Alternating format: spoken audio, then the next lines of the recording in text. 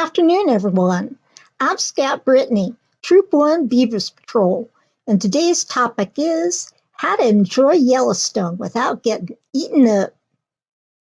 Before you go out exploring, it's important that you understand the dangers that the animals here at Yellowstone might present to you. There are 67 different mammals who live here, and some of them will eat you. Most importantly, you need to be aware that there are 5 species of vicious deer who live at Yellowstone: elk, mule deer, moose, pronghorn, and white-tailed deer. And you know what that means. Now, I don't want to alarm you, but the elk ones have ginormous forked horns on their heads like you wouldn't believe. Why, they could skewer all the members of one patrol at the same time and roast you over a campfire before you knew what hit you. Some of them like to hang scout caps from their horns to brag about their grisly conquests. They don't just attack scouts, they attack cars. They even attack other elks.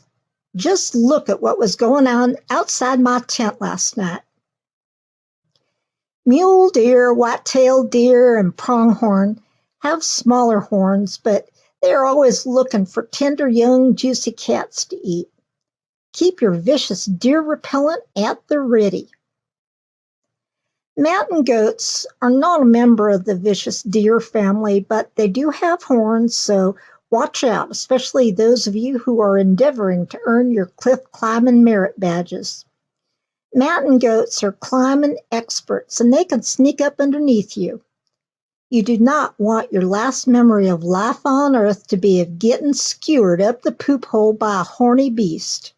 Here's one that just finished eating a tender young juicy cat. There are plenty of black bears and nearly 700 grizzly bears in Yellowstone. Bears don't have horns, so you're probably safe from them, but they do have really sharp, long toenails that could rip you open in a flash. If you see a bear who looks like this or this, you have nothing to worry about. But if the bear you see is stark naked like this one, steer clear because they can get kind of testy. Carry some bear spray with you at all times just in case. Keep your patrol's food in the bear lockers here at camp, and never keep any kind of munchies in your tent. Not even a secret stash of Temptations or a single lifesaver.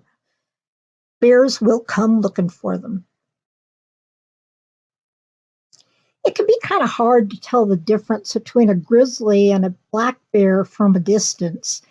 The best ways to tell the difference are the size of the shoulders, the profile of the face, and the length of the claws. The grizzly bear has a big old shoulder hump. They have a concave, or what's called a dished facial profile, smaller ears, and much larger claws than the black bear.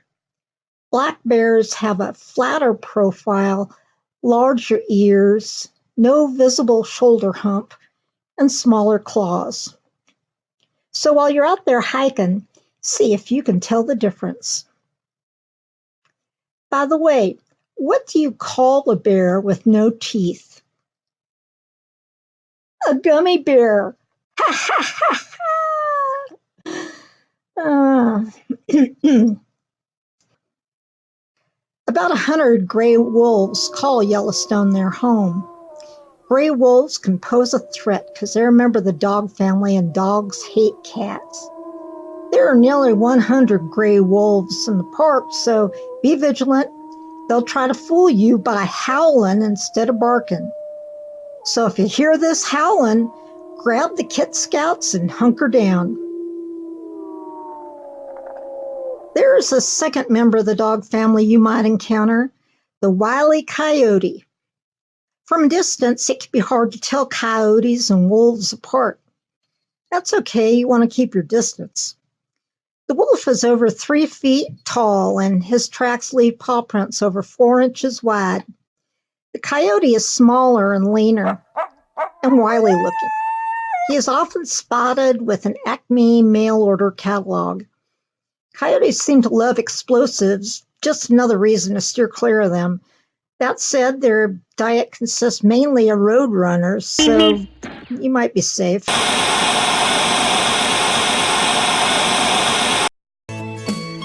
Mamas, don't let your kittens grow up to be Help! Cat Scouts. Don't let them wear uniforms. Dang. Help! Where's that hooligan paddy wagon? All of that crap.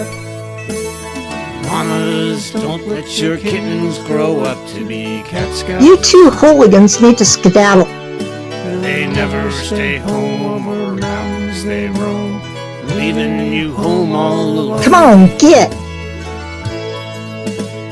There's free beer right now over at Yellowstone Hotel, but you gotta hurry. Cat Scout.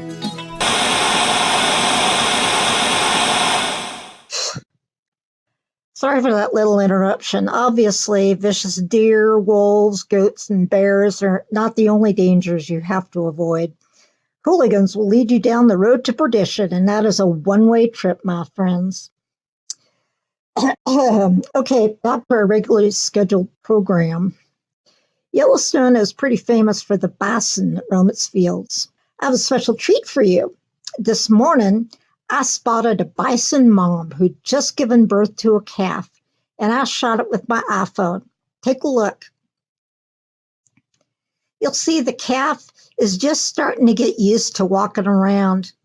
It's important that he gets moving as soon as possible so he doesn't get eaten by wild animals like the ones we're talking about today. You'll see his mom is licking him. That's to keep his scent from predators, and she's also trying to get him to imprint on her. That means she needs him to be able to pick her out of the herd of bison. It doesn't take this tack too long to master the art of walking, and he quickly moves on to skipping and jumping. His mom will encourage him to drink her milk. Right after birth, she has a special nutrient-packed kind of milk called colostrum. It's important that he gets started off right. Amazingly, once that calf is about 2 weeks old, he'll be able to run with the herd and avoid predators. Now, some of you saw bison on the bus ride into camp. You probably thought they were buffalo. Well, contrary to the song Home on the Range, buffalo do not roam in the American West. They live in South Asia and Africa, while bison are found in North America and parts of Europe. They are pretty easy to tell apart because bison have big, thick beards, sort of like those hipsters nowadays do. Buffalo are beardless. Another major difference is the presence of a hump. Like grizzlies, bison have one at the shoulders while buffalo don't. The hump allows the bison's head to function as a plow, sweeping away drifts of snow in the winter. Buffalo tend to have large horns. Some have reached more than 6 feet. The horns of bison are much shorter, sharper, better to stab you with.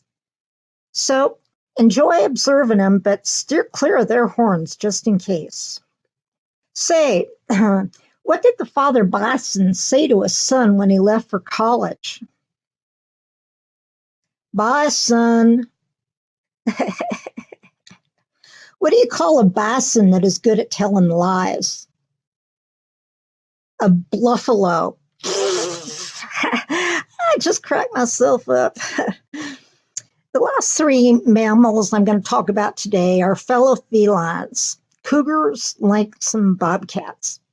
There are 20 or 30 cougars in the park, and even though there are more lynx and bobcats, you are unlikely to see any of them. But if you do see them, be sure to invite them to join the Cat Scouts. They're unlikely to eat fellow cats, and they probably can give you some good snap hunting tips in exchange for a few s'mores. So, be careful out there. Take only photos and leave only paw prints. This is Cat Scout Brittany, over and out.